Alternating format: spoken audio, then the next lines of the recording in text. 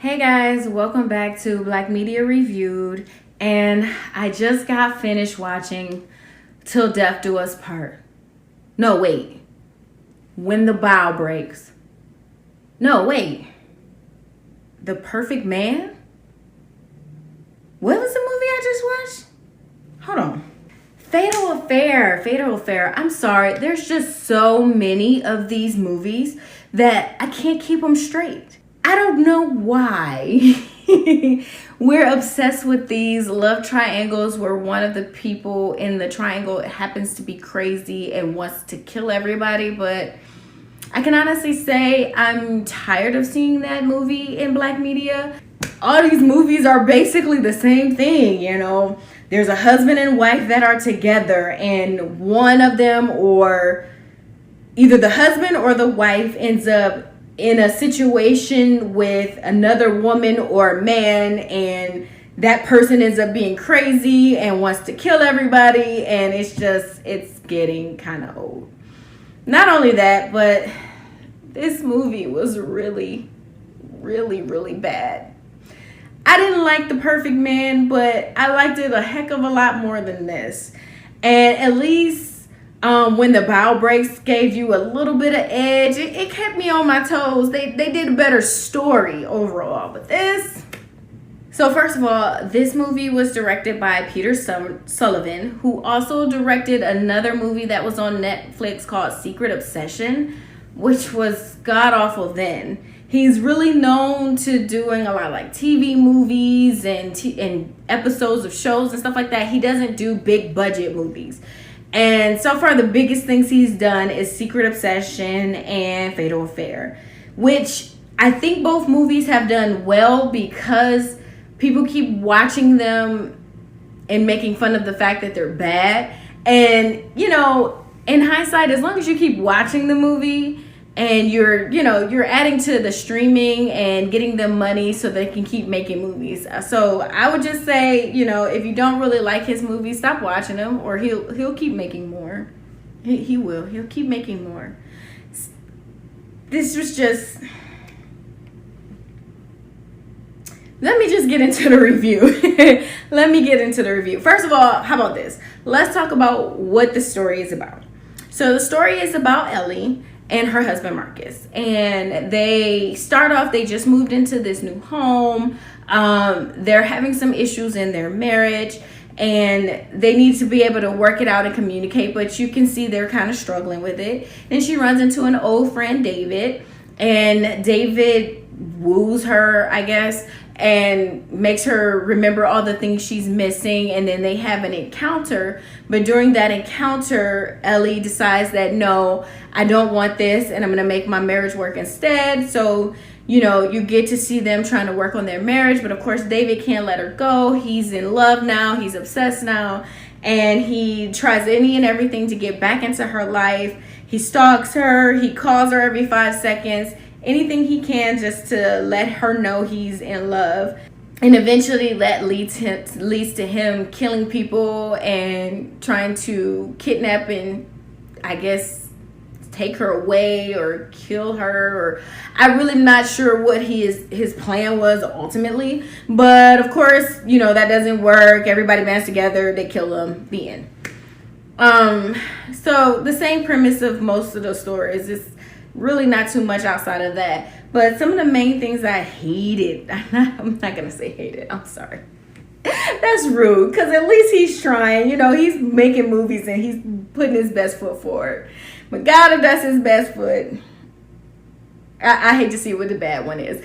But okay, one of the things I did not like about the movie is that it was rushed. We hurried up and we were trying to get to the point where David's character, was obsessed.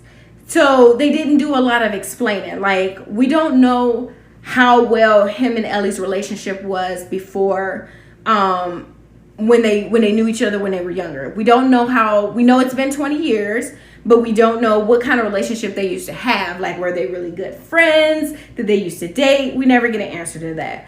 we also don't know what her and her husband's problems are. Like with Marcus and Ellie, we don't know what their issues are. They kind of hint to the fact that it could be in relation to like a traumatic episode that happened in Marcus's life not too long ago, but they don't really explain it enough, or for the at least for the first 40 minutes of the movie, they don't tell you what that trauma is. And then when they finally do tell you, they kind of brush it off, which is weird because they make it seem like it's such a big thing. Like all throughout the first half of the movie, everybody's like, is Marcus okay? How's Marcus doing? Is he okay? And then when he finally explains what this trauma is, it's just like, yeah, no, this happened, but you know, one day at a time. And it's like, what? So we don't know why they're having problems. You can speculate. It was one guy that I was watching his review.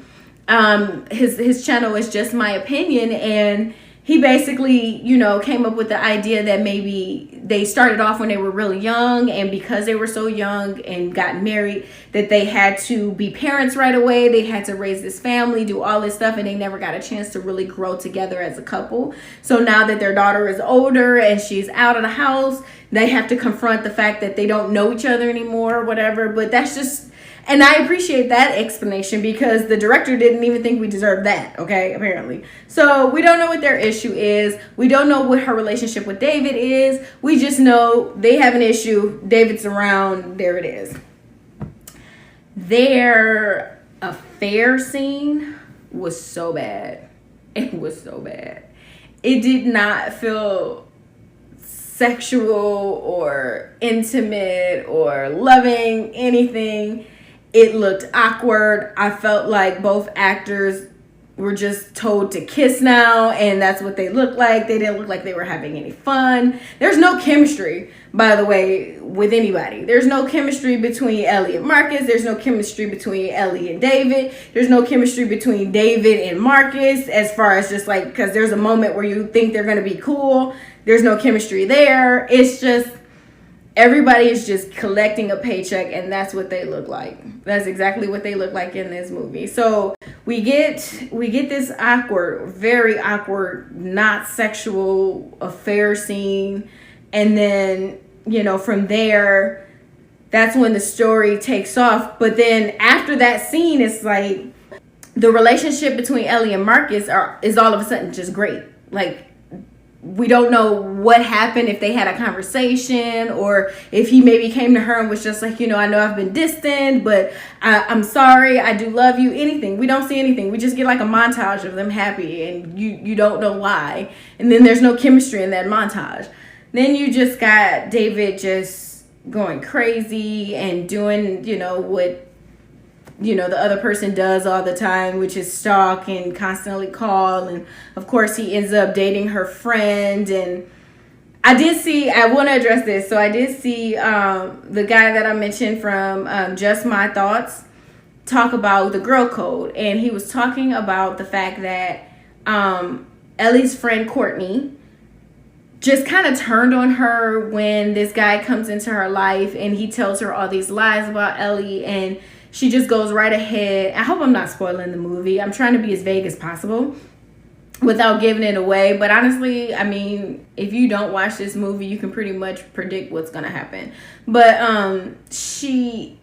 Ellie tries to tell her friend, you know, he's lying to you. You got to trust me and everything like that. And of course, her friend doesn't believe her. She thinks she's trying to sabotage her relationship. And he was saying, you know, girls usually don't do that. And I'm going to have to correct him right there. Girls can do that, and they do that. Especially if they had established the fact that Courtney was just maybe a little jealous that Ellie has this perfect family, this perfect life image. And Courtney's just been single, and she wants to be married. She wants to have a family, and she can't find anybody to do that with. If they had have established that kind of, you know, that kind of idea, then the fact that Courtney is not willing to listen to her friend is a real life thing. That's something that some girls do, because they're like, you know, you have the perfect family, you just don't want me to be happy and all this other stuff. That's a real thing. So her not necessarily listening to her friend right away is authentic, but the way they set it up in the story, it doesn't work because they didn't give you any real explanation. You don't get enough background from this friend to draw that type of conclusion that she's jealous of Ellie or anything like that. She's just there for a couple of scenes and then she's not, and then she pops back in to show that she's dating him, and then, you know, that's pretty much it. That's the most development of her character we get. Then we get into David's character. They tell us that he is obsessed with Ellie. We don't know why. Again, like I said, we don't know what their relationship was before they ran into each other again. So he's obsessed with Ellie. We don't know why. He's made up in his mind that she's the one for him. He's fixed his whole life over the last 20 years around this woman. And we don't know why. And it's just, there's no connection. And the few people they do decide to kill off in the movie, you don't feel any kind of connection towards them. You don't care. The one person where you might have felt a little bit of if they had to kill this person off, they don't kill them. And it's just like, I really wish they had to took a risk with that. At least that. They felt like they didn't take no risk. The people that were killed off were background characters.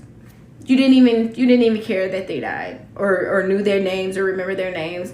I wanted this movie to be something. I didn't have high expectations. I'm not going to lie to you, because there's so many of this type of movie out right now that I didn't have high expectations. But I definitely wanted better than this, and I didn't get it. I didn't get it at all. And I felt like everybody in this movie were just signing checks. Like I said, the acting was bad. Like, this is Nia Long from Love Jones and Boys in the Hood and The Best Man, and you know, she is a good actress. I like Nia Long as an actress. She's always played good roles. And then Omar Epps from Love and Basketball and Higher Learning, and he's done The Wood. Like, he's got some good movies in there, and to see him in this movie was so disheartening and disappointing. I'm like, what did I sign up for? I thought this was better than this. But no, it wasn't. It wasn't at all. And I was so disappointed by the acting, by the chemistry, by the story, by everything. I just did not like this movie. That's just me. I was not impressed with this video. I definitely want to see more Black actors, Black directors, do more challenging roles. I want to see us try new things instead of just doing the same thing over and over and over again. Like, I really, really hope this is the last three-way conflict marriage situation movie we have for a very long time, because I'm so sick of seeing this triangle where one person ends up crazy. And even the guy that played her husband, he was in Till Death Do Us Part, and he was the bad guy in that one. So he was the ex-husband, I believe, that didn't want to let his wife move on, and she started dating somebody else, and he kept trying to come back and kill them. Like, so they keep recycling this same story over and over again, and I just want to see more creativity from us. So again, did not like this movie. Maybe you might. I would say watch it if you still want to watch it. It might be your cup of tea. Was not mine. I would give this movie 3 stars, if that. And the only reason why I'm giving it 3 is because some of the parts that were supposed to be scary was actually pretty funny. So I got some good laughs in there. I just didn't get some good movie. So I'm hoping next time I get some good movie. But if you've seen this movie, let me know what you think. Maybe you liked it and I'm reading too much into it and I'm not appreciating what it's supposed to be. So leave me a comment below. Let me know if you like this movie. Did you like the acting in this movie? Did you feel like they had chemistry? And again, don't forget to like and subscribe to my channel. Check out my video on The Chi, and then also check out my character studies for Molly and Issa for Insecure. And I will see you guys next video. Bye.